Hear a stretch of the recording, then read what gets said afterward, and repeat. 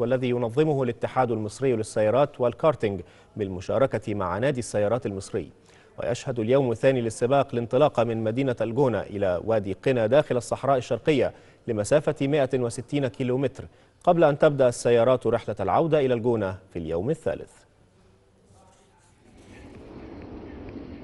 في جو رائع بدأت فعاليات رالي كأس مصر 2010 المقام في مدينة الجونة على ساحل البحر الأحمر في الفترة من 5 وحتى 7 من مارس الحالي، والذي تمر مراحله داخل صحراء مصر الشرقية وتنتهي عند نقطة البداية في الجونة.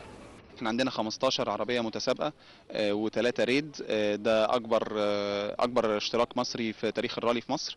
والنهاردة كان في السباق الاستعراضي والحمد لله عدى بسلام وتم بخير يعني. مع اليوم الأول بدأ المتسابقون جولة استعراضية للسيارات لتحديد المراكز التي سيبدأ منها المتسابقون سباقهم داخل الصحراء.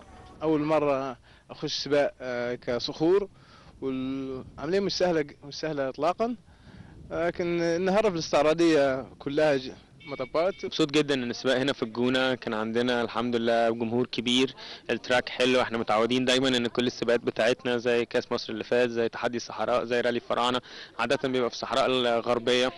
احنا اول مرة نلاقي نفسنا في الصحراء الشرقية، حاجة جديدة بالنسبة لنا كلنا.